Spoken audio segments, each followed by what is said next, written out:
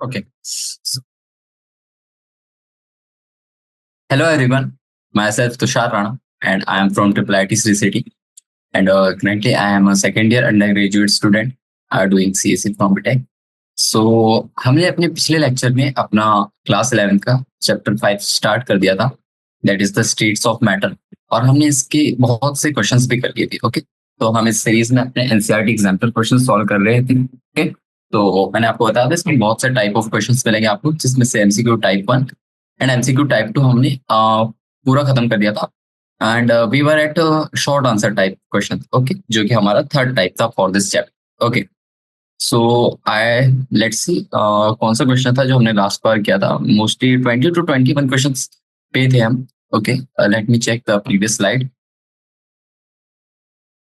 Okay, so हमने 21 questions कर लिया था। तो इसमें अच्छा, ये question A B C. Okay, तो मैंने आपको बताया भी था कि ये क्वेश्चंस एक दूसरे से थोड़े इंटर रिलेटेड है। इन दोनों के आंसर यानी ए बी सी के जो आंसर है वो उन्हीं उन्हीं में छुपे हुए थे। ओके, तो आपको बस अच्छे से ये पढ़ना था, इनका इन्फॉर्मेशन, और क्वेश्चन भी अच्छे से पढ़ना था, तो आप आंसर इजिली निकाल सकते थे। ओके, सो बिना किसी टाइम वेस्ट करे हम अपने नेक्स्ट क्वेश्चन पे आगे बढ़ते, that is our question number 22। Okay, so चलिए चालू करते हैं। तो क्या होता है question number 22? What will be the molar volume of nitrogen and argon at 273.15 and 118? Okay, सो हमारे पास कंडीशन क्या दी हुई है? कंडीशन दी हुई है, दैट इज हमारे पास टेम्परेचर दिया हुआ है 273.15 के। ओके, एंड प्रेशर कंडीशन क्या दी हुई है? 1 एटमोस्फियर। सो ये कंडीशन अब कहीं देखी देखी से लग रही है मुझे तो। ओके, तो हमें पूछा भी क्या? Molar volume of nitrogen and argon. तो जो पूछा है उसे भी लिख लेते हैं, molar volume of nitrogen, okay, and argon. ठीक है, तो नाइट्रोजन और आर्गन की मोलर वॉल्यूम बताना है हमें इस टेम्परेचर एंड प्रेशर कंडीशन पे। ठीक है, तो ये बेसिकली ये जो टेम्परेचर एंड प्रेशर कंडीशन दी हुई है ना, ये एक एसटीपी की कंडीशन होती है, that is standard temperature and pressure condition. Okay, तो आपने मोल कॉन्सेप्ट चैप्टर में ये पढ़ा होगा कि एट एसटीपी हमारा प्रेशर 1 एटीएम रहता है और हमारा टेम्परेचर 273.15 केल्विन रहता है। ओके, या फिर उसे आप 0 डिग्री सेल्सियस भी कह सकते हैं, और 0 डिग्री सेल्सियस। ओके, तो ये जब भी ऐसा कुछ कंडीशन आएगा तो आप एसटीपी वाली कंडीशन लगा देंगे। ओके, और आपको पता है कि एट एसटीपी मोलर वॉल्यूम कितना होगा? Molar volume of any gases is equal to 22.4 litre. Okay, तो इजी था ये क्वेश्चन, बस आपको एसटीपी की कंडीशन याद रहती तो ये इजीली आप कर सकते। ओके, तो मुझे यहाँ पे ड्रॉ करने दीजिए। Okay, so our question number 22 is also finished. चलते हैं हम अपने नेक्स्ट क्वेश्चन पे। तो question number 23 sorry. So question number 23 क्या बोल रहा है? A gas that boils a gas that follows Boyle's law, Charles' law, and Avogadro's law is called an ideal gas. Okay. So under what condition a real gas would behave ideally? So ये बोल रहा है कि हमारा जो एक gas है, अगर वो हमारा Boyle's law, Charles law, Avogadro's law, तो आप सभी को पता होगा कि जब आपने गैसेस थ्योरी जब चैप्टर पढ़ा होगा तो आपने ये सारे तीनों लॉ तो आपने पढ़े ही होंगे। ओके, सो अगर एक गैस है जो ये तीनों लॉ फॉलो करता है तो वो हमारा एक आइडियल गैस कहलाता है। ठीक है, तो वो बोल रहा है ऐसी कंडीशन बताइए जिसमें रियल गैस आइडियल गैस की तरह बिहेव करता है। ओके, तो आपको पता है रियल गैस का low temperature and high pressure वाला कंडीशन रहता है। ठीक है ना? क्वेश्चन नंबर 23 हेडिंग डाल देते हैं। ओके, तो गैस आपको सबको पता है, ये तो मैं नहीं लिखूंगा, ये जो okay, sorry sorry for the delay. Okay, so हम अपने क्वेश्चन नंबर 23 में क्या देख रहे थे कि हमें रियल गैस और आइडियल गैस के बीच पे बेसिकली उसने डिफरेंस पूछ लिया। उसने पूछ लिया है कि अगर हमारे पास रियल गैस दी हुई है तो वो आइडियली बिहेव कब करेगी। ओके, तो देखिए ये कब होता है पता है क्या? Real gas behaves as an ideal gas under certain condition. तो वो कुछ कंडीशन मैं लिखवा रहा आपको। First thing is temperature and pressure condition ही रहेगी। ओके, तो हमारे पास जो प्रेशर कंडीशन रहती है वो लो प्रेशर रहता है। First thing low pressure. Okay, and the second thing is that high temperature. High temperature. Okay, तो अगर हमारे पास कोई गैस है, ओके, और उसके सराउंडिंग का टेम्परेचर अपना कुछ हाई है एंड उसका environmental temperature that is low pressure पे, ठीक है, तब वो गैस हमारी आइडियल गैस की तरह बिहेव करने लगी। ओके, तो इसमें बेसिकली क्या होता है पता है क्या है? अब आप बोलेंगे सर आपने ये तो बता दिया कि इन्फॉर्मेशन, चलिए ठीक है, बट ये बेसिकली करते क्या है? देखिए, under this condition, under these conditions, okay, जो इंटरमोलिकुलर फोर्सेस होते हैं ना, यानी कि मान लीजिए कुछ भी गैसेस आप मान लीजिए, जैसे कुछ भी आप नाइट्रोजन गैस मान लीजिए फॉर एग्जांपल, उसके कुछ मॉलिक्यूल्स ऐसे ऐसे, तो इनके बीच के जो इंटर मॉलिक्यूलर फूड इंटरेक्शन का जो होता है, ओके, इंटर मॉलिक्यूलर इंटरेक्शन, तो इनके बीच का इंटरमोलिकुलर इंटरेक्शन बहुत ही ज्यादा मिनिमम हो जाता है जब ये टेम्परेचर और प्रेशर कंडीशन अप्लाई होती है उस पर, ओके, मिनिमम। और उसी की वजह से हमारा जो रियल गैस है बिहेव करता है एज एन आइडियल गैस। तो ठीक है, मुझे आशा करता हूँ कि ये आपको अच्छे से समझ आ गया होगा, ओके। तो इसमें कुछ दिक्कत नहीं आना चाहिए, और अगर दिक्कत आए तो आप चाहे तो एक बार फिर से देख सकते हैं वीडियो, ओके। चलिए, let's move on to question number 24। तो क्वेश्चन नंबर 24 क्या बोला है?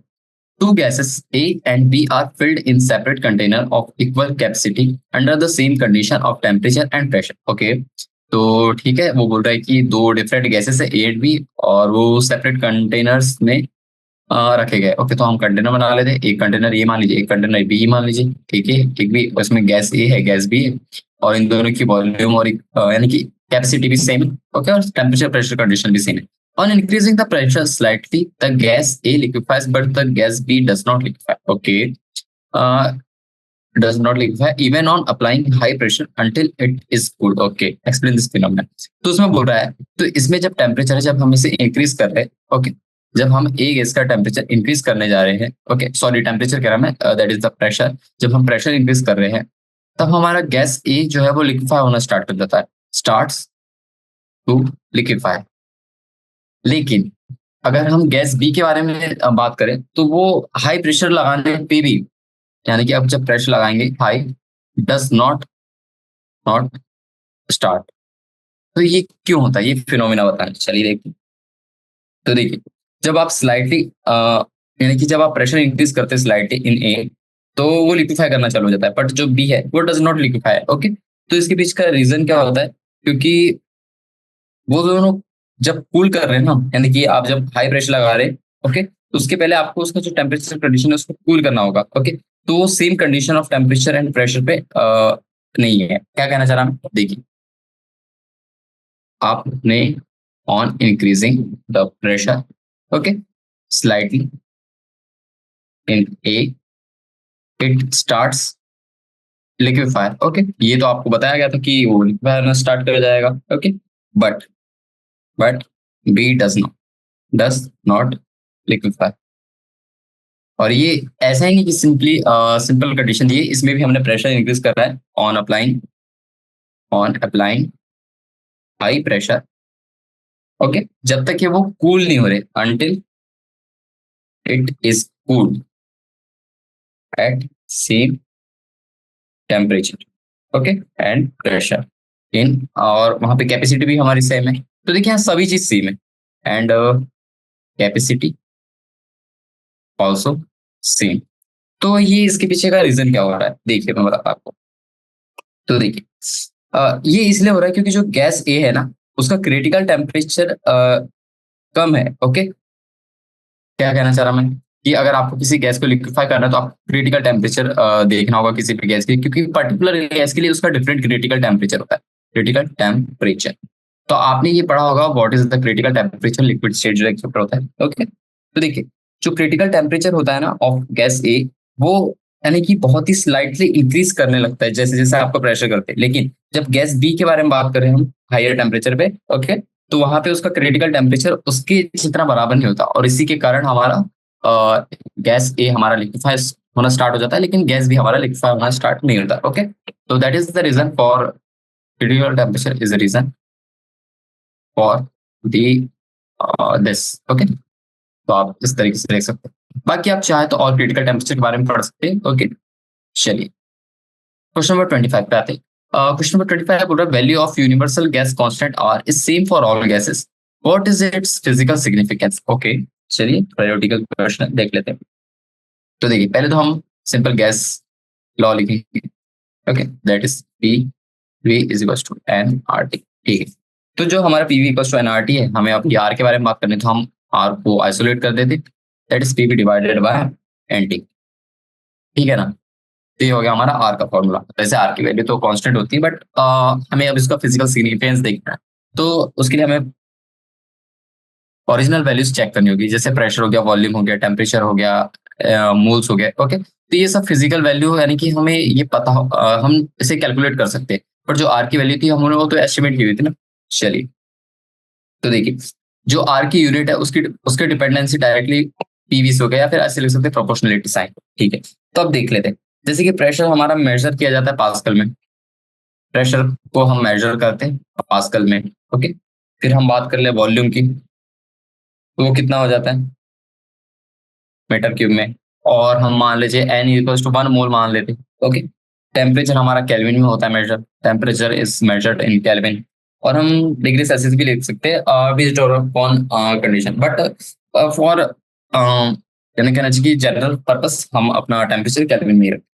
तो इससे हमारी यूनिट ऑफ आर क्या आता है, वो क्या आएगा, पी पास्कल आएगा, मीटर क्यूब आएगा, केल्विन इनवर्स आएगा, मोल इनवर्स आएगा। ठीक है ना, तो ये हमारी यूनिट आ गई है, उसका फिजिकल सिग्निफिकेंस होगा। और इसी के साथ साथ जो आर है ना, आर बेसिकली एक टाइप से हम इसे कह सकते हैं कि एक टाइप का वर्क डन है पर मोल पर केल्विन। ओके, ये इंपॉर्टेंट चीज है, मैं आपको स्टार मार्क करके लिखा रहा। R can also be seen as work done per mole पर पर मोल पर केल्विन। ठीक है ना, तो इसलिए अगर आप इसके वर्क डन वाली यूनिट को देखेंगे तो इसकी यूनिट आ जाएगी joule, kelvin inverse, mole inverse. Okay, ये दो यूनिट हम यूज कर सकते हैं अगर आपको आर की वैल्यू दी हुई है तो। ओके, चलिए, सो हमारा क्वेश्चन नंबर 20 फिर था, सॉरी, तो ये भी हमारा हो गया खत्म। चलिए क्वेश्चन नंबर 26 पे आते हैं। क्वेश्चन नंबर 26 क्या बोल रहा है, देखते हैं। वो बोल रहा है कि one of the assumption of kinetic theory of gases states that there is no force of attraction between the molecules of gas. Okay, how far is this statement correct? Is it possible to liquefy an ideal gas? Explain. Okay, तो वो बोल रहा है कि हमारे जो gases के molecule है, ओके, तो गैसेस के मॉलिक्यूल के बीच में फोर्स ऑफ अट्रैक्शन नहीं होता, ऐसा बोलना चाह रहा है वो, ये केटीजी थ्योरी के हिसाब से। बट हमें बताने की सही है या नहीं, और अगर वो सही है तो ये बताइए कि आइडियल गैस को हम लिक्विफाई कर सकते हैं या नहीं। चलिए देखते हैं। तो देखिए, अगर हम केटीजी के अजम्पशन के बारे में बात करें, केटीजी अजम्पशन, ओके, तो अगर हम केटीजी थ्योरी जो हमें पढ़ाई गई है फॉर इन केमिस्ट्री, ओके, तो वो कहता है कि there is no force of attraction between the molecules of the gas. Okay, तो ये जो स्टेटमेंट है ना वो हमारी करेक्ट स्टेटमेंट है first thing. So this statement given is correct. तो स्टेटमेंट करेक्ट है, तो अब हमें आगे क्वेश्चन सॉल्व करना पड़ेगा। तो देखिए, जो आइडियल गैस होती है ना, ओके, तो उसमें मिनिमम फोर्स ऑफ अट्रैक्शन होता है उनके मॉलिक्यूल्स के बीच में। Ideal gas, okay, molecules have minimum force of attraction between them.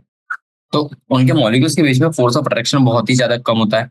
ठीक है, और उसी की वजह से वो लिक्विफाई होना पॉसिबल नहीं उसमें, hence they can't be liquefied. तो आपको आंसर मिल गया आप क्वेश्चन का।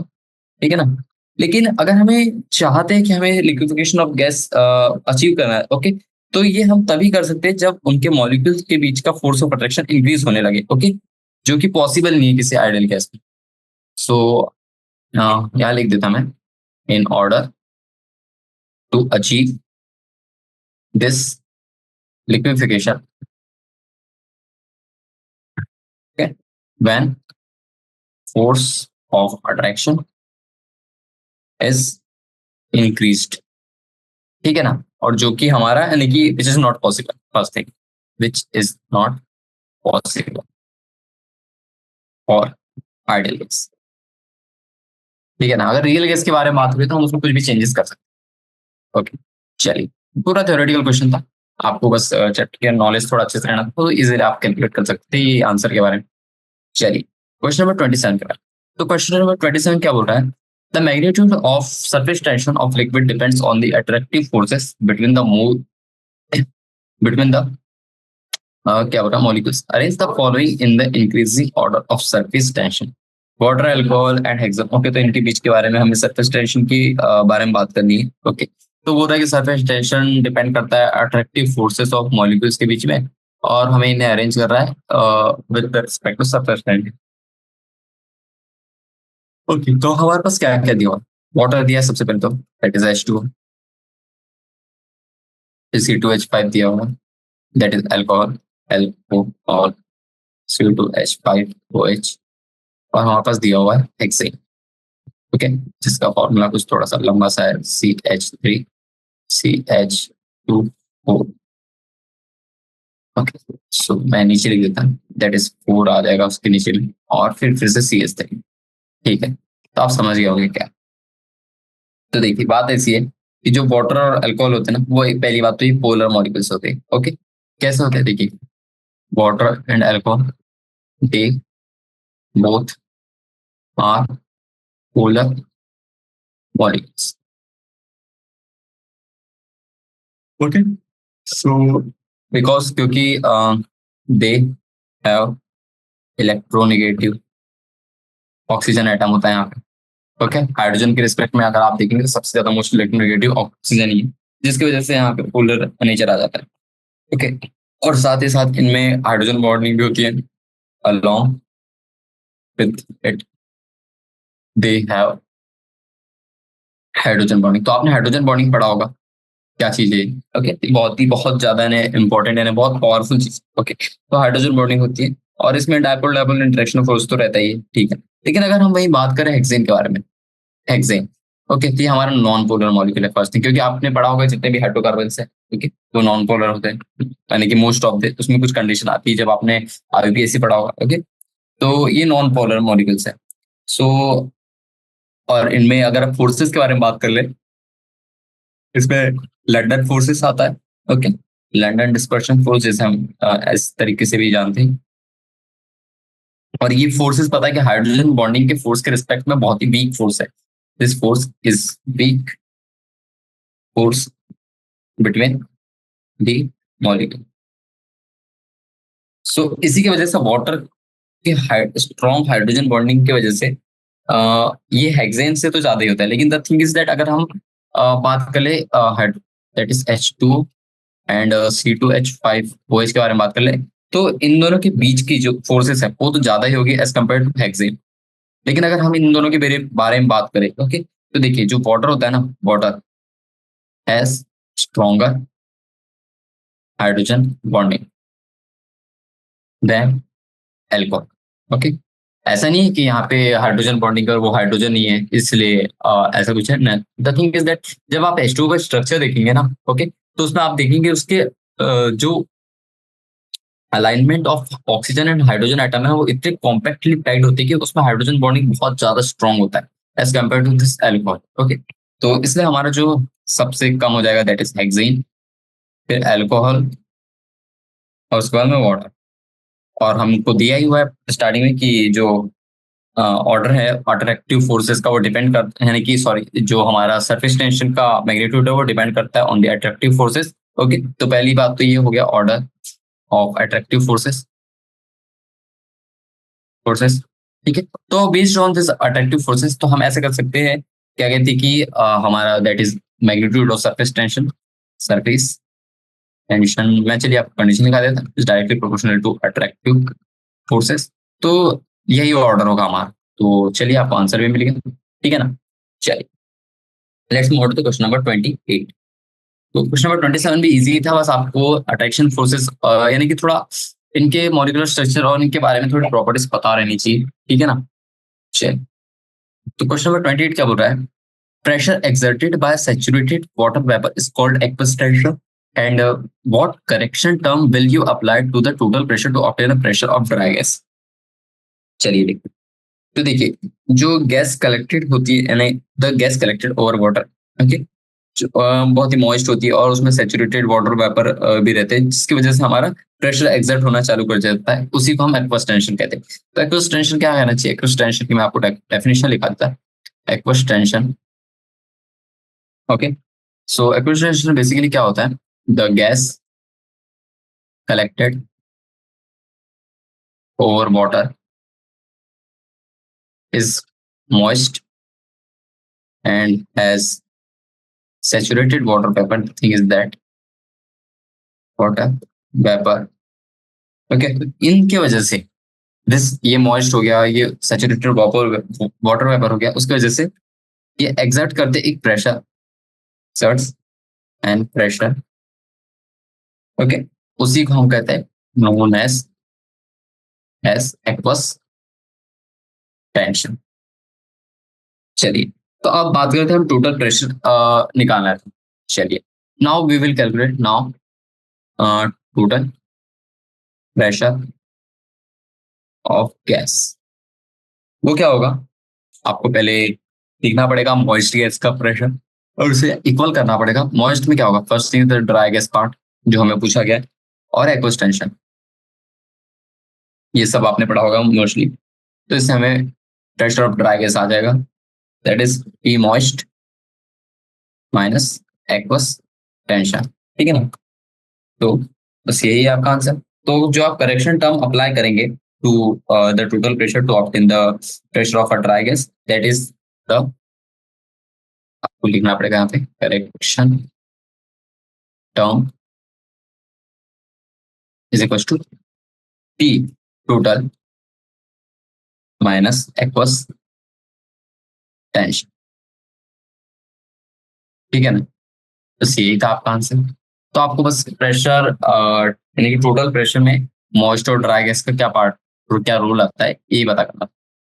चलिए, let's move on to question number 29। तो देखिए, बहुत ये जो केमिस्ट्री जो चैप्टर है ना, यानी केमिस्ट्री जो सब्जेक्ट है, और हमने जो चैप्टर पकड़ा है that's chapter number 5 states of matter, तो ये थोड़ा सा थ्योरेटिकल साइड में ज्यादा जाता है, क्योंकि द थिंग इज दैट इसमें आपको मैटर के मॉलिक्यूल्स, उनके बीच के इंटरेक्शन फोर्सेस, उनकी थोड़ी सी बिहेवियर, उनका थोड़ा सा नेचर पता करना पड़ता है आपको बेसिकली, यानी आपको उन गैसेस, उन मॉलिक्यूल्स की थोड़ी सी फंक्शनैलिटी, उनके स्ट्रक्चर के बारे में पता रहना चाहिए, वो किस तरीके से बने हैं। तो इसलिए आपको यहाँ पे थोड़ा डीप में जाना पड़ता है, क्योंकि इसमें जो क्वेश्चन आते हैं ना, ऊपर ऊपर से आप जब क्वेश्चन देखेंगे तो वो तो इजीली बन जाएंगे, but the thing is that जब आपको अच्छे क्वेश्चन पूछे जाएंगे तो उसमें आपको मॉलिक्यूलरिटी के ऊपर जाना पड़ेगा, ओके। तो इसलिए आपको थोड़ा सा ध्यान रखना पड़ेगा। तो कोई नहीं, करेंगे हम। और कुछ अच्छे क्वेश्चन भी मिलेंगे जैसे कि न्यूमेरिकल टाइप क्वेश्चन, पर वो थोड़े से इसमें फाइंड करना थोड़ा मुश्किल हो जाता है, but let's see if we get some question regarding that. चलते हैं क्वेश्चन नंबर 29। तो मैं बस इसमें थोड़ा सा आपको बता दिया कि ये चैप्टर थोड़ा सा थ्योरी पार्ट है, ताकि आप पहले से इसे छोड़ ना दो थ्योरी थ्योरी करके। So name the energy which arises due to the motion of atoms और molecules in a body, how is the energy affected when the temperature is increased. तो चलिए देखते हैं। तो देखिए, जो एनर्जी अराइज होती है due to the motion of atoms of molecules in a body, उसे हम कहते हैं बेसिकली थर्मल एनर्जी। क्योंकि ओके, क्योंकि जब आप मूव करते हैं, ओके, तो आपके मॉलिक्यूल्स एटम मूव करते हैं तो वहाँ पे थोड़ा फ्रिक्शन वगैरह हो गया, तो वहाँ पे आपका टेम्परेचर थोड़ा इंक्रीज करता है, जिसकी वजह से थोड़ी सी आप हीट महसूस करते हैं, उसी को आप थर्मल एनर्जी के फॉर्म में यानी आपकी बॉडी में थर्मल एनर्जी के फॉर्म में अराइज होती है, ओके। और उसी के आप थर्मल एनर्जी इंक्रीज करिए तो आपकी जो काइनेटिक एनर्जी होगी वो भी इंक्रीज करने लगेगी, ओके, क्योंकि वहां पे आपका टेम्परेचर इंक्रीज कर रहा है बेसिकली। सो चलिए, मैं आपको यहाँ पे पूरा ब्रीफिंग लिखवा देता हूँ। द एनर्जी, आई थिंक मैंने जो बोला आपको समझ आ गया होगा, rises due to motion of, okay, जहां पे लिखना बोल गया, due to the motion of atoms और मॉलिक्यूल्स, आपकी बॉडी के बारे में बात हो रही है, of body, okay. So is known as thermal energy and the average kinetic energy, okay. So ये एवरेज काइनेटिक एनर्जी इसलिए इंक्रीज होती है कि एज टेम्परेचर इंक्रीजेस, ओके, जब आपके बॉडी के मॉलिक्यूल्स और एटम्स जो भी है वो जब आप मूवमेंट करने लगेंगे आपकी बॉडी में, तब वहां पे थोड़ी सी टेम्परेचर आने की आपको हीट महसूस होने लगती है। जैसे आपने देखा होगा कि भी आप बहुत ज्यादा दौड़ने लग रहे हैं, तो वहां पे आपके मॉलिक्यूल्स और एटम्स आपकी बॉडी के थोड़े से मूवमेंट करना स्टार्ट कर जाते हैं, ओके। तो उसकी वजह से आपकी बॉडी में थोड़ा सा टेम्परेचर राइज होता है। तो आपने कभी फील भी करा होगा कि आप जब ज्यादा थक जाते हैं तो आप बहुत ही ज्यादा ऐसा लगता है कि बहुत उबाल हो गई, यानी कि बहुत ही ज्यादा गर्मी सी महसूस होती है, ओके। वो वही है, टेम्परेचर इंक्रीज कर रहा है, और उसी की वजह से आपकी thermal energy, average kinetic energy भी अराइज होना स्टार्ट हो जाता है। So this is the answer for this question. Okay, तो थोड़ा सा रीजनिंग टाइप क्वेश्चन था।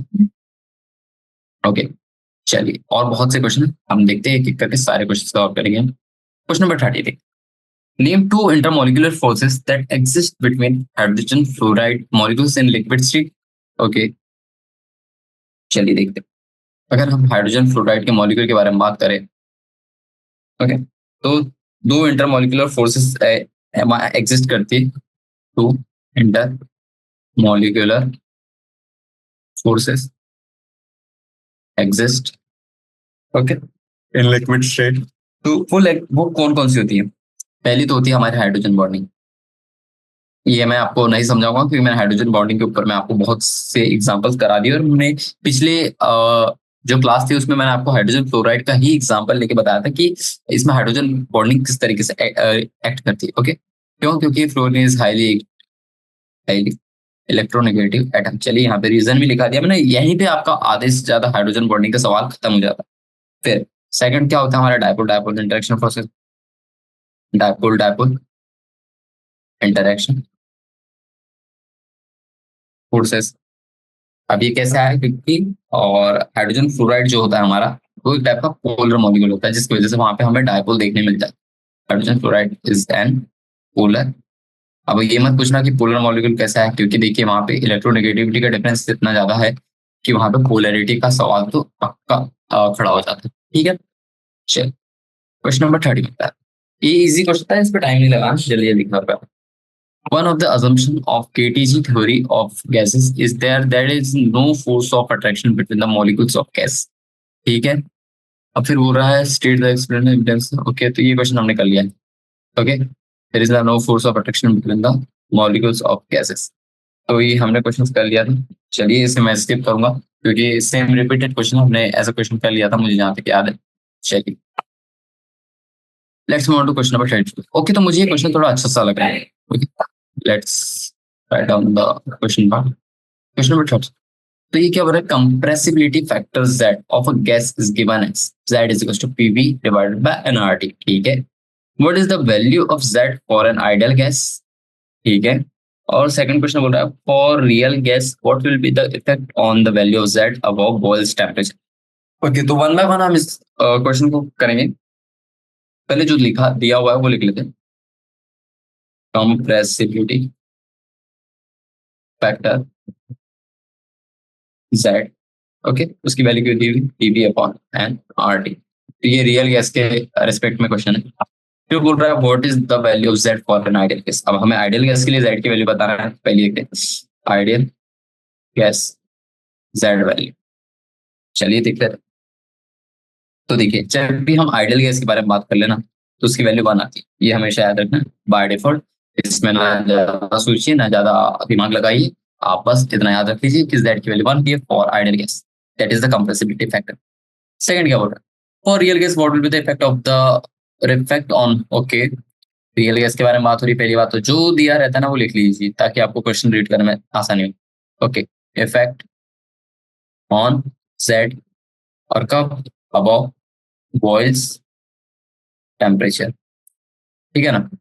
चलिए तीनों चीज दी हुई है, ये चीज हमारे पास दी हुई थी, ये चीज हमसे पूछा है, और ये हमारे पास कंडीशन। चलिए तो देखिए जब भी हम रियल गैस के बारे में बात करते हैं ना, तो जो Z की वैल्यू है, जब जैसे जैसे आपकी Z की वैल्यू 1 से इंक्रीज करने जाती है, ओके, तो तब आपका बॉइल्स टेम्परेचर यानी कि कहना चाहिए कि for real gases the value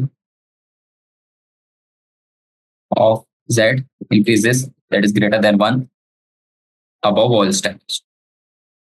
boils temperature। तो देखिए सिंपल सिंपल, अब जब जब आपने पढ़ा होगा ये चैप्टर, तब आपने रियल गैस के पार्ट में एकदम स्टार्टिंग में ही बताया जाता है कि Z की वैल्यू जब 1 से ज्यादा होगी, 1 से कम होगी, 1 के इक्वल टू होगी, तब वो किस तरीके से बिहेव करने लगेगा। ओके, और उसके रिगार्डिंग सर्टेन टेम्परेचर कंडीशंस भी रहती है। बॉइल्स टेम्परेचर हो गया, क्रिटिकल टेम्परेचर हो गया, इन्वर्शन टेम्परेचर हो गया, ये 3-4 टाइप के टेम्परेचर भी पढ़े होंगे आपने। ओके, तो चलिए इजी सा। But the thing is that ये थोड़ा सा इंपॉर्टेंट क्वेश्चन है क्योंकि ना ये थोड़ा हमारे कॉन्सेप्ट क्लियर कर जाता है। जब आप इससे और अच्छे अच्छे जब जे मीन्स वगैरह में आप क्वेश्चन सॉल्व करेंगे ना, तब आपको पता चलेगा कि ये Z ग्रेटर देन 1 और Z, ये जो Z होता है ना, ये बहुत इंपॉर्टेंट होता है। ठीक है ना, with respect to real gases. तो आपको ये देख ध्यान रखना होगा। फिर बोल रहा है क्वेश्चन नंबर 32 चलिए। तो बोल रहा है कि the critical temperature TC and the critical pressure PC of CO2 are 30.98 degree Celsius and 73 atmosphere respectively. यानी कि जो हमारे पास पहले लिख रहे थे, पहले गैस क्या दिया हुआ है, बस CO2 दिए हुए है। CO2 का टीसी कितना दिया हुआ है, 30.98 डिग्री सेल्सियस। पीसी कितना दिया हुआ है हमारे पास, दैट इज 73 ATM। जो दिया हुआ है उसे हमने लिख लिया। अब क्या हो रहा है, can CO2 gas be liquefied at 32 degree Celsius and 80 atmosphere. अब वो बोल रहा है CO2 कैन बी लिक्विफाइड, ये बताना है, at 32 degree Celsius and 80 atmosphere. तो टी यानी कि बेसिकली यहाँ क्या बात हो रही है, देखिए यहाँ बात हो रही है टीसी, ये जो टेम्परेचर है वो ज्यादा होगा जब टीसी से, एंड जो प्रेशर है वो ज्यादा होगा हमारा पीसी से। तब हमें बताना है कि गैस हमारी लिक्विफाई होना चालू हो जाएगी या नहीं होगी। बेसिकली यानी कि गैस लिक्विफाई हो सकती है नहीं हो सकती, ये बताया। जो देखिए, तो देखिए जो गैस है ना वो हमारी यहाँ पे इस कंडीशन में, that is 32 degree Celsius and 80 degree atmosphere पे लिक्विफाई नहीं होगी, that is it can't be liquefied at this condition. तो ये कैसे आया, चलिए मैं आपको बताता हूँ इसके पीछे reason. The thing is that जो हमारे पास गिवन टेम्परेचर एंड प्रेशर है ना, ओके, वो हमारा क्रिटिकल टेम्परेचर और क्रिटिकल प्रेशर से अबव है। जैसे कि मैं आपको लिखा है भी कि जो हमारे पास दिया हुआ टेम्परेचर है वो टीसी, एंड जो हमारा प्रेशर है वो पीसी। क्योंकि देखिए टीसी की वैल्यू कितनी है, 32 डिग्री, और सॉरी टी जो हमारे पास टेम्परेचर दिया और जो हमारे पास टीसी है उसकी वैल्यू कितनी दी हुई थी, 30.98 डिग्री। तो देखिए सीधा सीधा ज्यादा देखिए, और यहाँ प्रेशर भी आपको 70, ये 80 दे दिया जबकि वो 73 था। तो इस वजह से हमारा क्या कहते हैं, वो लिक्विफिकेशन का प्रोसेस स्टार्ट नहीं होगा। ठीक है ना, तो आप समझ गए, आपने पढ़ा होगा what is the critical temperature and pressure. चलो क्वेश्चन नंबर 34 का। तो क्वेश्चन नंबर 34 बोल रहा है, for real gases the relation PV and T is given by van der Waal equation. Okay, तो आप सभी ने वैंडरवाल इक्वेशन पढ़ी होगी, van der Waals equation for real gases, वो क्या होती है। ओके, तो आप सामने मत देखिए, मुझे बताइए, that is P plus a n square by V square into V minus n b is equal to n R T. इसमें मैं आशा करता हूँ कि आप सभी को पता होगा what are this terminology, pressure, volume, okay, फिर ये सारी टेम्परेचर, आर, गैस कांस्टेंट। अब भी बात करती है ए और बी के बारे में। तो ए और बी तो आपको पता होना चाहिए क्या, व्हाट इज द। तो ए हमारा क्या होता है, ए और बी हमारे बेसिकली यहाँ पे कांस्टेंट वैल्यूज होती है, ओके, क्योंकि हम इसे वैंडरवाल कांस्टेंट के नाम से भी जानते हैं। और वो बोल रहे हैं कि n b is approximately equal to total volume of molecule of gas. Okay, is the major of magnitude of intermolecular attraction. Okay, तो हमारे पास चलिए आपको सारी इंफॉर्मेशन दे दी है रिगार्डिंग वैंडरवाल इक्वेशंस। ओके, तो चलिए मैं इसे एरेज कर देता, यहाँ सारी वैल्यू यही क्वेश्चन में ही दी हुई है। तो क्वेश्चन क्या बोल रहा है, arrange the following gases in increasing order of b give results. Okay, चलिए पहला देखते हैं। पहला हमारे पास गैसेस को नोट डाउन कर लेते हैं, CO2, H2 एंड हीलियम। तो हमें इन्हें अरेंज कर रहा है in increasing order of b. Okay, तो बी के ऑर्डर में इंक्रीज कर, यानी इंक्रीजिंग ऑर्डर ऑफ बी में अरेंज कर रहे हैं। तो देखिए जो the increasing order of b for this gases are, वो क्या होगा, सबसे कम होता है अपना हाइड्रोजन का, फिर हीलियम का, फिर O2 का एंड CO2 का। तो चलिए इसके पीछे का रीजन क्या होता है पता है क्या, जो हमारा वॉल्यूम ऑफ गैस होता है ना वो डायरेक्टली प्रोपोर्शनल होता है to the size of the molecule. Okay, और जो हमारा बी है ना, this b, b it represent the size of, sorry और मैं थोड़ा मिस्टेक कर दिया। ओके, तो हमारा जो बी है, ओके, तो बी हमारा equal to total volume of molecule gases होता है। ओके, तो जो बी है और डिनोट्स वॉल्यूम ऑफ गैस, इसके इक्वल होता है बेसिकली। और हमारा जो प्रोपोर्शनलिटी ऑफ साइन है वॉल्यूम ऑफ गैस, वो डायरेक्टली प्रोपोर्शनल होता है साइज ऑफ मॉलिक्यूल। तो देखिए जिसका ज्यादा साइज होगा उसका वॉल्यूम ऑफ गैस ज्यादा होगा, वॉल्यूम ऑफ गैस ज्यादा होगा बेसिकली, यानी उसकी बी वैल्यू ज्यादा होगी। तो देखिए CO2 का सबसे ज्यादा मोलर मास होगा, साइज ज्यादा होगा, दैट्स वाई उसका जो हमारा दैट इज बी की वैल्यू है वो सबसे ज्यादा होगा। इजी। चलिए अब बोल रहा है क्वेश्चन नंबर, ओके 34 पे पार्ट 2 देखना। तो ये क्या बोल रहा है, arrange the following gases in decreasing order of magnitude of a. अब ए के बारे में बताना है इन डिक्रीजिंग ऑर्डर। चलिए अरेंज कर लेते हैं इसे भी। तो हमारे पास गैसेस बेसिकली क्या दी हुई है, CH4O2 and H2।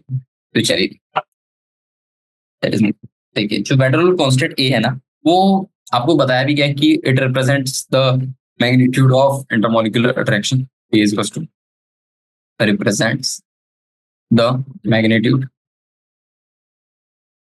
Of intermolecular attraction. Okay, तो इंटरमॉलिक्यूलर अट्रैक्शन को ये रिप्रेजेंट करता है बेसिकली। और ये अब अगर हमें इसके रिगार्डिंग बताना है कि ये इंक्रीज कब करता है डिक्रीज कब करता है, तो इसकी प्रोपोर्शनलिटी, इसकी कंडीशन, यानी कि ये किस प्रॉपर्टी ऑफ दिस मॉलिक्यूल या फिर गैसेस पे डिपेंड करता है, तो बेसिकली होता है उसके साइजेस पे ऑनली। तो this A increases with increase in size of electron cloud. Okay, तो इसमें जैसे जैसे आपका इलेक्ट्रॉन क्लाउड यानी कि साइज ऑफ जो भी आपके पास गैसेस या फिर कोई भी मॉलिक्यूल दिया है, वो जैसे जैसे इंक्रीज करना लगता है, वैसे वैसे आपकी ए की वैल्यू इंक्रीज करने लगती है। सो जितना ज्यादा साइज ऑफ मॉलिक्यूल होगा, उतना ज्यादा उसका इलेक्ट्रॉन क्लाउड होगा, हेंस उसकी ज्यादा पोलराइजेबिलिटी पावर होगी और उसमें मॉलिक्यूलर फोर्स ऑफ अट्रैक्शन ज्यादा होगा। Okay, so more is the size, more is a value, simple is like that. तो आप सिंपली आप तो आप सिंपली कैलकुलेट कर सकते हैं इसका ऑर्डर। ऑर्डर ओके, तो इसका ऑर्डर कैसे कैलकुलेट करेंगे, दैट इज CH4 का सबसे ज्यादा होगा क्योंकि इसका मॉलिक्यूलर इलेक्ट्रॉन क्लाउड सबसे ज्यादा, Q2 का, एंड दैट इज H2 का। Okay, easy. चलिए क्वेश्चन नंबर 35 का, क्वेश्चन नंबर 35 बोल रहा है the relation between pressure exerted by an ideal gas that is P ideal and absorbed pressure P real is given by the equation। Okay, तो ये हमारे पास equation है after some जो भी करेक्शन टर्म यूज करें हमने वो। फिर बोल रहा है, चलिए पहले इक्वेशन लिख लेते हैं। P आइडियल और P रियल के बीच का रिलेशन है plus a n square divided by V square. बोल रहा है if pressure is taken in Newton meter square, number of moles in mole and volume in meter cube, calculate the unit of A। ठीक है, what will be the unit of A when pressure in is in atmosphere and volume in decimeter। Okay, चलिए देखिए। तो देखिए पहली बात तो हमारे पास जो कंडीशन दी हुई है उसके ऊपर पे हमें उसकी यूनिट निकालनी है। तो यूनिट ऑफ पी जो दी हुई है हमारे पास, दी हुई है न्यूटन मीटर स्क्वायर। फिर हमें यूनिट ऑफ ए निकालनी है, यूनिट ऑफ ए तो वो बेसिकली होता है न्यूटन मीटर स्क्वायर इनटू, देखिए वॉल्यूम दिया हुआ है तो वॉल्यूम की यूनिट मीटर की होती है और उसका स्क्वायर कर देंगे और उसको डिवाइड में ला देंगे और वो हमारा हो जाएगा मोल स्क्वायर से, क्योंकि ये हमारा मोल हो जाएगा। ये हो गया हमारा क्या होगा हमारा ये, दैट इज मीटर क्यूब। ठीक है, और पी रियल तो हमारा न्यूटन मीटर स्क्वायर है। आप इसको उल्टा करिए, मान लीजिए इसको आपने इधर ला लिया उधर ला लिया, प्लस माइनस करिए, यूनिट तो न्यूटन मीटर पर स्क्वायर ही रहेगी। Okay, so the answer will be unit of a की हो जाएगी newton metre four mole square, लेकिन ये माइनस टू में रहेगा। ठीक है ना, सो डिपेंड डिपेंडेंट टर्म में आ जाता है। चलिए अब बात करते हैं unit, that is the second part, unit of A when, कब, जब pressure is in atmosphere and pressure is in atm and volume in decimetre cube. चलिए बस यूनिट कन्वर्जन वाला खेल है यहाँ पे। तो यूनिट ऑफ ए कितना आ जाएगा, atm क्रॉस डेसीमीटर क्यूब का होल स्क्वायर, और ये हमारा डिवीजन में जाएगा विथ मोल स्क्वायर। तो इसकी वैल्यू कितनी आ जाती है, atm डेसीमीटर 6 मोल माइनस 2। ठीक है ना, सिंपल था, बस यूनिट कन्वर्जन का खेल करना था। और आपको बस ये, अरे बहुत ही सिंपल सा सवाल है, प्रेशर की वैल्यू और यूनिट दी हुई थी, बस इसको थोड़ा अरेंज करना था। ये तो आपको पता ही था मोल है, और ये वॉल्यूम की वैल्यू मीटर क्यूब में थी। बस सिंपल था, इजी सा क्वेश्चन था। फालतू में बड़ा क्वेश्चन बना दिया बस इसे। चलिए let's move on to question number 36। Okay, तो क्वेश्चन नंबर 36 बोल रहा है name two phenomena that can be explain on the basis of surface tension. चलिए बस नेम ही तो बताना है, सिंपल क्वेश्चन। तो two phenomena can be explained on surface tension. तो इनमें से एक चीज तो हमने कल ही पढ़ा था. First thing is that rain droplets, that is spherical shape of rain droplets, यानी कि जो हमारा बारिश होता है उसके जो रेन के ड्रॉपलेट्स होते हैं उनका शेप थोड़ा स्फेरिकल सा के होता है. जो सेकंड वन इज जो आपने मे बी मैंने सीरीज में नहीं बताया होगा, but the thing is that आपने जब ये चैप्टर पढ़ा होगा तब आपने ये पढ़ा होगा कि जो कैपिलरी होता है एक्शन, ओके, कैपिलरी ट्यूब का जो कैपिलरी एक्शन होता है, capillary action due to which the liquid in capillary arises and falls. Okay, तो ये क्या लिखा है मैंने, देखिए जो कैपिलरी ट्यूब देखा होगा आपने, तो उसमें जो लिक्विड होता है उसमें जो उसका कभी वो लिक्विड जो ऊपर होता है कभी नीचे होता है, तो वो जो एक्शन होता है that is based on this spherical sorry surface tension phenomena. ठीक है ना. तो इस तरीके से आप लिख सकते हैं, मैं यहाँ लिखा देता हूँ capillary and the second one is rain drop, इससे आप याद आ जाएगा. Okay, easy. चलिए, let's move on to question number 37. तो क्वेश्चन नंबर 37 क्या कह रहा है? Viscosity of a liquid arises due to strong intermolecular forces existing between the molecules. Stronger the intermolecular forces, greater is the viscosity. Name the intermolecular forces existing in the following liquids and arrange them in increasing order of their viscosity. Also give the reason for assigned order in one line. Okay, तो हमारे पास क्या दिया हुआ है? पहली बात तो water दिया हुआ है, हेक्सेन दिया हुआ है, फिर CH3 कुछ हाइड्रोकार्बन दिया हुआ है, CH2 CH2 CH2 CH3 थोड़ा लंबा सा है, फिर ग्लिसरीन है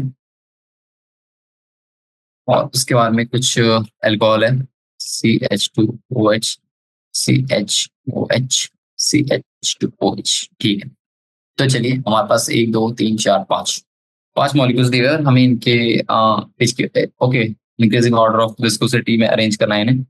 चलिए देखते हैं. तो देखिए अगर हम सबसे पहले वाले जो मॉलिक्यूल दिया है that is water and hexane, उसके बारे में बात करें तो देखिए हेक्सेन और वाटर के बारे में मैंने आपको पहले बता दिया था कि जो हेक्सेन है वो नॉन पोलर मॉलिक्यूल है. ओके, और उसमें लंडन फोर्स है जो कि बहुत ही वीक होती है बिटवीन द इंटरमॉलिक्यूल्स. ओके, तो हेक्सेन के बारे में यही लिखा देता हूँ, लंडन फोर्सेस होता है weak weak London force between molecules. एक हो गया. The second thing is non polar होता है. चलिए अभी हम बस इनका थोड़ा सा डिस्क्रिप्शन लिख लें, बाद में हम इसे थोड़ा रिलेट करेंगे. वाटर में क्या होता है? वाटर में अपना हाइड्रोजन बॉन्डिंग होता है. ओके, बट यहाँ पे एक और एटम है जिसमें भी हाइड्रोजन बॉन्डिंग होता है, that is water and glycerine have oxygen atom, जिसकी वजह से which is electronegative first thing. Okay, and forms hydrogen bonding. Okay, तो इसमें और इसके साथ साथ यहाँ पे डायपोल डायपोल इंटरेक्शन भी फोर्स होता है and also have dipole dipole interaction. Okay, तो इस तरीके से आप बता सकते हैं. और ग्लिसरीन में जो होता है ना हमारा, अगर हम ग्लिसरीन का मॉलिक्यूलर स्ट्रक्चर के बारे में बात कर ले तो उसमें 3 ऑक्सीजन एटम्स होते हैं. ओके, तो 3 ऑक्सीजन एटम्स होते हैं, तो इसका मतलब कि इसमें देखिए अभी हाइड्रोजन में आपके पास में सॉरी जो H2O that is the water, अगर आप H2O के बारे में बात कर ले तो उसमें सिर्फ सिंगल वाटर ऑक्सीजन मॉलिक्यूल है, लेकिन जो ग्लिसरीन है उसमें 1 ऑक्सीजन एटम, बट जो ग्लिसरीन है उसमें 3 ऑक्सीजन एटम है, तो इसमें हाइड्रोजन बॉन्डिंग इस ज्यादा होगी. ठीक है ना. तो अब इसमें हाइड्रोजन बॉन्डिंग ज्यादा होगी, तो ये तो समझ आ गया कि आपको जो hydrogen bonding of water and glycerine है उसमें ग्लिसरीन ज्यादा intermolecular forces of attraction show करेगा. ठीक है, तो अब हमारे पास जो कुछ भी चाहिए था वो मिल गया. अब बस बची बात हमारी किसकी, that is this alcohol. Okay, sorry okay, so ये जो अल्कोहलिक स्ट्रक्चर है ना, this is for the glycerine and this is for the hexane. चलिए तो हमने बार बार उसी को रिपीट कर लिया। ओके, उस पर ध्यान नहीं करना, सॉरी। तो आपके पास आंसर इजीली आ गया, दैट इज हेक्सेन का सबसे कम होगा, फिर वाटर एंड ग्लिसरीन। चलिए अब बात करते हैं क्वेश्चन नंबर 38 के बारे में। और कितने क्वेश्चन है चलिए देखने दीजिए मुझे। ओके, सो 2 to 3 क्वेश्चन है, फिर हम 2 मिनट का ब्रेक लेते हैं। ओके, तो क्वेश्चन नंबर 38 क्या बोल रहा है? क्वेश्चन नंबर 38 बोल रहा है explain the effect of increasing of the temperature of a liquid on intermolecular forces operating between its particles, what will happen to the viscosity of a liquid if its temperature is increased. Okay, तो ये बोल रहा है कि viscosity of liquid पे क्या effect होगा जैसे जैसे हम टेम्परेचर इंक्रीज करने चाह रहे हैं। ओके, तो हमें टेम्परेचर और विस्कोसिटी के बारे में यानी कि डिपेंडेंसी बताना है for a certain liquid. Okay, चलिए देखते हैं। तो देखिए फर्स्ट थिंग हमारे पास क्या बोला गया, वी हैव, सॉरी, हमें बोल रहा है कि वो टेम्परेचर इंक्रीज करना है फर्स्ट थिंग। तो मैं जब भी इंक्रीज की बात करता हूँ मैं अपर वाला एरो लगा देता हूँ, ठीक है। So the increase in temperature, तो उससे क्या होता है, उससे हमारी काइनेटिक एनर्जी इंक्रीज होगी। ओके, काइनेटिक एनर्जी इंक्रीज होगी तो उनके मॉलिक्यूल्स के बीच में इंटरमॉलिक्यूलर फोर्सेस जो होगा वो डिक्रीज होने लगेगा, hence decreases the intermolecular forces, intermolecular forces. Okay, जो कि हमारा कोई भी पार्टिकल है, मान लीजिए एक पार्टिकल, ये एक पार्टिकल है, इन दोनों के बीच में इंटरमॉलिक्यूलर फोर्सेस जो लग रहा है, ओके, तो वो थोड़ा सा वीकन होने लगता है। ओके, और अगर मान लीजिए आपके पास कोई भी लिक्विड दिया हुआ है, जैसे आपने एक बीकर लिया, उसमें आपके पास ये दो एलिमेंट दे दिए, दो एटम, सॉरी, दो पार्टिकल दे दिए ऑफ लिक्विड, तो इन दोनों के बीच का जब इंटरमॉलिक्यूलर फोर्सेस वीक हो जाएगा, दैट इज डिक्रीज करने लगेगा, तब उन दोनों के बीच में जो टाइटनेस होगी, ओके, तो विस्कोसिटी को हम मानते हैं that is the tightness basically. तो इसकी जो विस्कोसिटी होगी, विस्कोसिटी इज ऑल्सो डिक्रीज। तो ये ऐसा वाला क्वेश्चन हमने एमसीक्यू टाइप में भी किया है, जहां तक मुझे याद है हमने पिछले वाले क्लास में किया हुआ था, ठीक है। तो यहाँ पे हमारी viscosity of the liquid decreases, viscosity of liquid. Okay, तो I think this question is now clear to you. आपका इंटरमोलिकुलर फोर्सेस टेम्परेचर पे, जैसे जैसे आप टेम्परेचर बढ़ाने लगेंगे तो आपका इंटरमोलिकुलर फोर्सेस डिक्रीज करने लगेगा।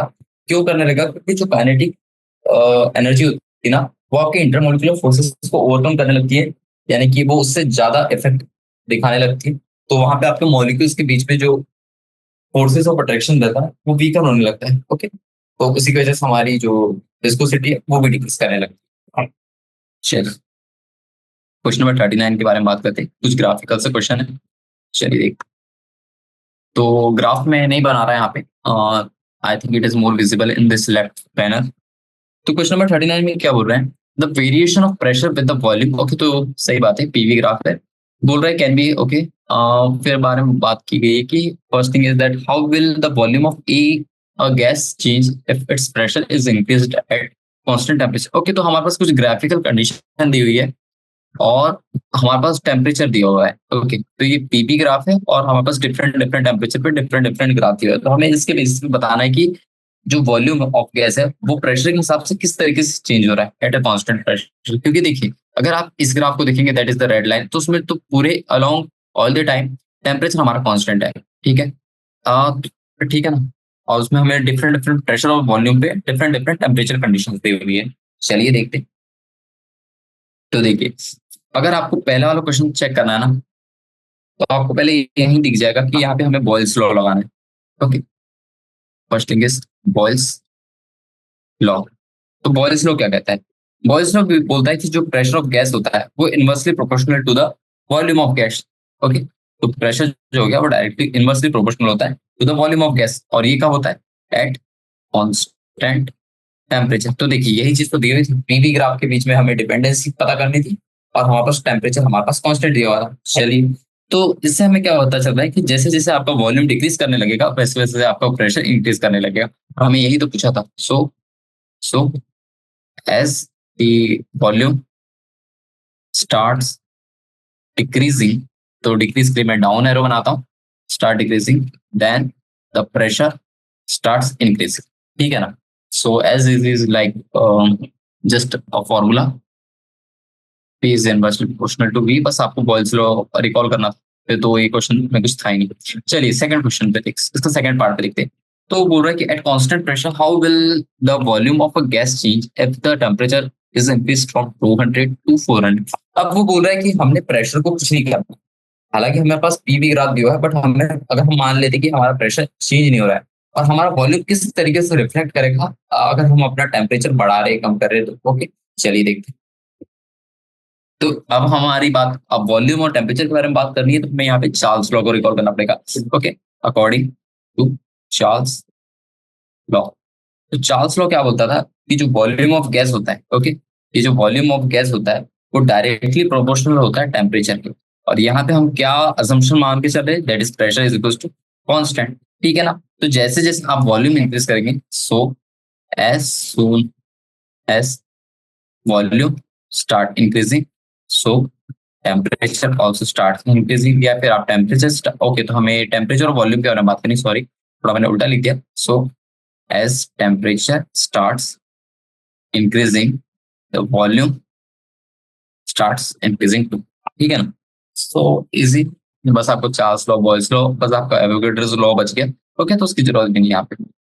जो जो चीज हमें पूछी गई उसके रिस्पेक्ट में आपको उसके थोड़े से थ्योरम्स याद रखने होंगे। ओके, चलिए एक और क्वेश्चन करते हैं। I think this will be our last question. Okay, चलिए क्वेश्चन नंबर 40 क्या बोल रहा है। ओके, सो ये क्या हो रहा है कि इसमें भी कुछ ग्राफिकल कंडीशन दी हुई है, बट ये रियल गैस और आइडियल गैस के कॉन्सेप्ट में, ठीक है ना। चलिए इसके लिए चलिए मैं आपको यहाँ पे ग्राफ भी बना लेता हूँ, आपको यहाँ ज्यादा अच्छे से समझ आएगा। That is pressure. तो प्रेशर हमारा वाई एक्सिस पे चल रहा है and in the x axis we have volume. अब हमारे पास ओके दो पेन यूज कर लेंगे। This is the red one. Okay, okay time जाएगा उस एक ही पेन से बनाते हैं।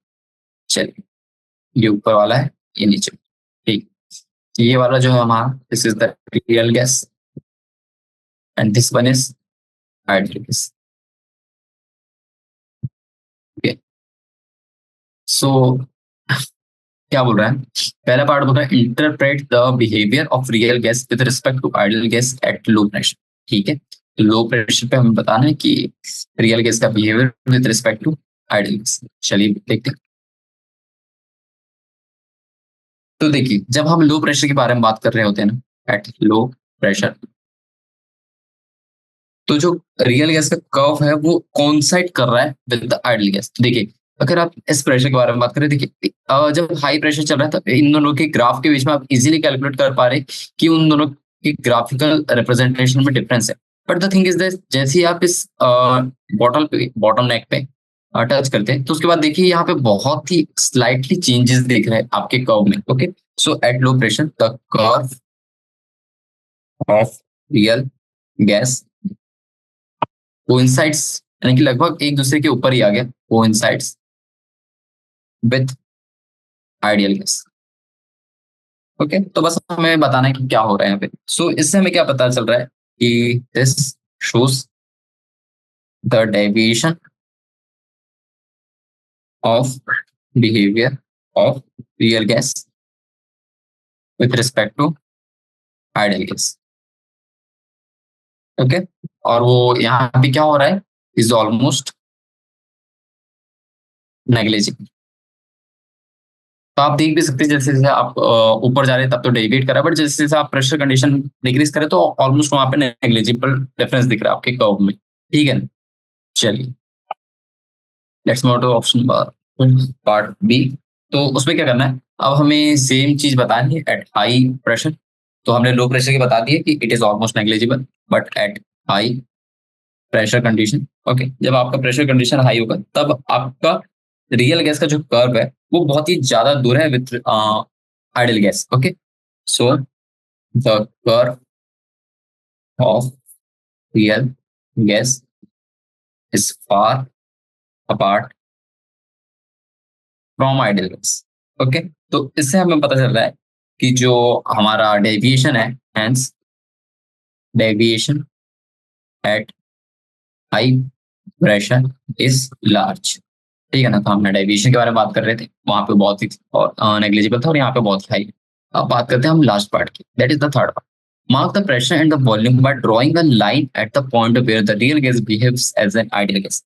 ठीक है, कर लेते हैं। बहुत ही सिंपल सा सवाल है। तो देखिए, जो प्रेशर P1 यानी कि मान लेते हैं late pressure P1 and volume V1 be the state where the ideal gas behaves, sorry ऐसे कर सकते हैं, real gas behaves as an ideal gas, क्योंकि आइडियल गैस तो हमेशा ही रहती है, but the thing is that real gas हमारी आइडियल गैस की तरह बिहेव करने लगेंगी। वो कंडीशन होगी जब हमारा प्रेशर P1 एंड V1 होगा। तो चलिए हम वो मार्क कर लेते हैं। तो इसीलिए मैंने ये ग्राफ भी बनाया था इस पे, ताकि मैं फिर से ना बनाना पड़े। तो देखिए, यहाँ पे दिख रहा है आपको, ये एकदम प्रॉपरली कोइंसाइड कर रहे हैं इस पॉइंट पे। तो मान लीजिए ये पॉइंट हो गया हमारा V1 और ये वाला पॉइंट हो गया हमारा P1। तो इस वाली कंडीशन पे at this P1 and at this V1 हमारा जो रियल गैस है वो बिहेव करने लगेगा as an ideal gas. Okay, so our option for our answer for this third part is this one. तो हमने पहले ही सॉल्व कर लिया, समझ लीजिए। ठीक है ना? तो ठीक है, आज हमने क्वेश्चन नंबर 40 तक कर लिया। तो अभी देख रहा मैं कितने क्वेश्चन बचे अभी। ओके, सो 40 44। ओके, तो मोस्टली नेक्स्ट क्लास में खत्म हो जाएंगे। ओके, सो 2-3 पार्टी बची। सो आज के लिए बस इतना ही। Thank you all of you. We will meet in next lecture. Bye bye.